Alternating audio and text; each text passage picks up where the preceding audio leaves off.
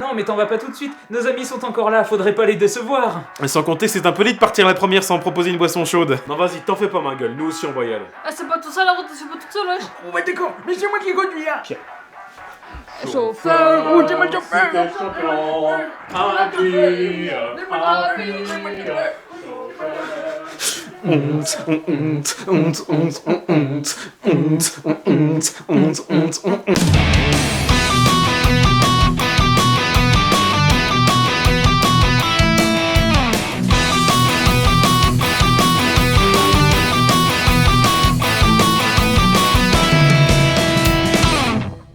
Bon, à quoi on joue? Puisque Léa est pas là, on ressort les jeux à deux.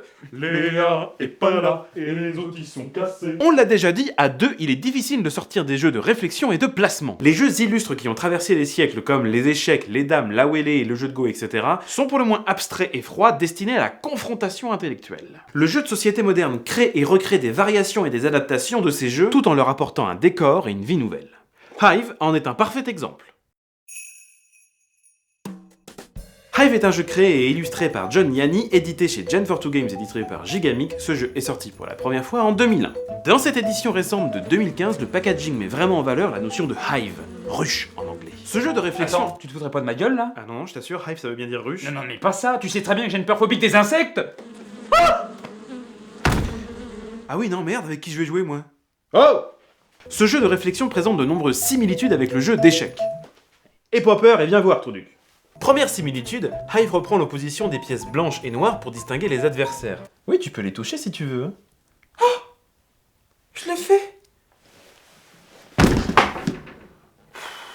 Autre similitude, le but du jeu. Ici, il faudra encercler la reine abeille de l'adversaire pour gagner la partie, peu importe la couleur des pièces. Mais la grosse différence reste le fait Qu'il y ait des insectes sur les pièces, parce que c'est vilain, hein. Non, oh regarde une araignée. Bouh!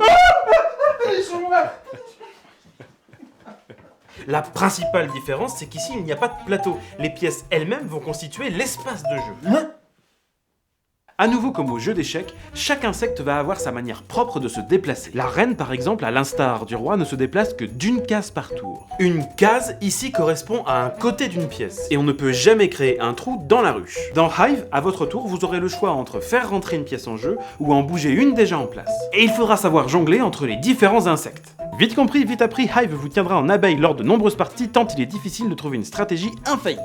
Alexis, viens voir. Alors tu vois ça, c'est un scarabée. Et tu sais ce que c'est la particularité du scarabée? Alors le scarabée il se déplace très lentement, mais il peut monter sur ses ennemis comme ça il est bloqué.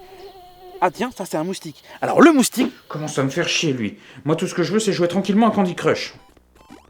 Alors comme ça on a peur des insectes? Ah non, vous la fermez, ou je vous soigne à coups de hache. Qu'est-ce que tu fais? On avait dit pas d'écran. Tiens ça.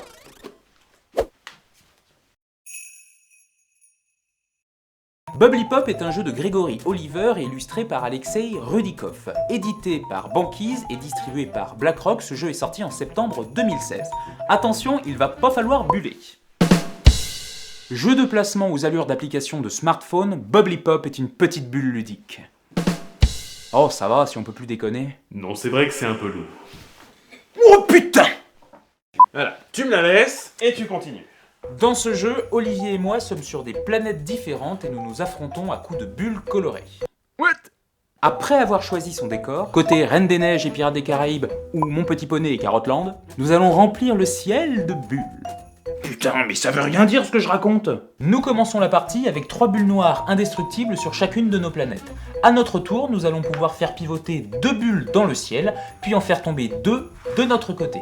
Une fois sur notre planète, les bulles subissent la pesanteur et tombent le plus bas possible dans leurs colonnes respectives. À la manière de Tetris ou encore Columns, une fois 3 bubbly alignés sur l'une des planètes, elles explosent, faisant exploser avec elles toutes les bulles de même couleur adjacentes, horizontalement ou verticalement, jamais en diagonale. Quand on fait exploser des bulles, nous les récupérons dans notre réserve de score et nous avons la possibilité d'appliquer leur pouvoir. Chaque couleur ayant bien sûr sa propre caractéristique. Vous devrez jongler avec ces différents pouvoirs pour être le joueur possédant le plus de bubblies une fois la pioche épuisée. Depuis septembre dernier, le jeu a été complété par l'extension Level Up qui apporte 2 nouveaux bubblies au pouvoir plus agressif, ce qui permet d'alterner les parties. Dans ce genre-là? À l'édition irréprochable, beau et attrayant, Bobbly-Pop est à la fois simple, accessible et propose un véritable challenge réflexif. Un mode solo existe également où le jeu se transforme alors en un casse-tête malin et addictif aux 20 niveaux évolutifs, où il faudra comprendre comment vider la planète adverse au plus vite en utilisant le pouvoir des Bubbly.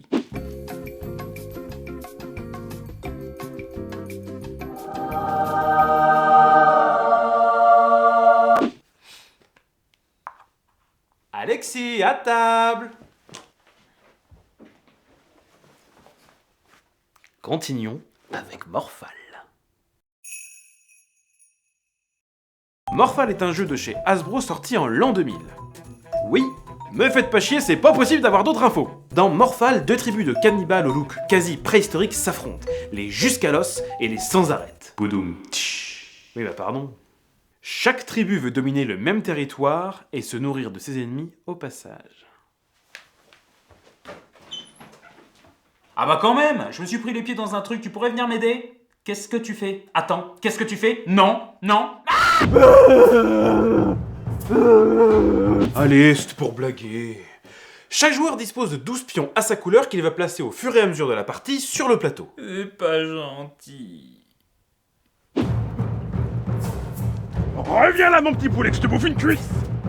Pour gagner la partie, il faudra être le premier joueur à placer l'ensemble de ses pions. Pour pouvoir faire entrer ces derniers en jeu, la stratégie va laisser place à la chance. En effet, à notre tour, nous allons lancer 3 dés que l'on additionne, et cela va nous permettre de déterminer la colonne dans laquelle l'on va pouvoir se placer. Mais si vous devez placer votre pion sur une colonne déjà remplie, vous passez votre tour.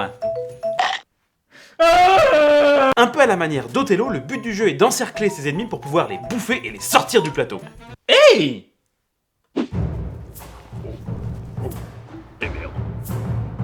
La seule particularité se trouve être la zone de la rivière. Les pions placés à l'intérieur sont sauvés pour toute la partie. Et lorsque l'on fait un triplé, on rejoue à folie!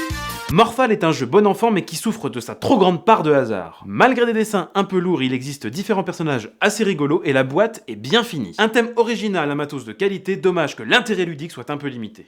Et voilà, c'est tout pour nous les ludopotes. On espère que cette petite sélection vous a plu. On en oublie plein, alors citez-les dans les commentaires. Abonnez-vous et partagez la vidéo. Fais péter les pouces bleus, frère. Les petites news et infos en plus sont sur Tipeee. Et surtout, pensez à nous dire, Et vous, à quoi vous jouez?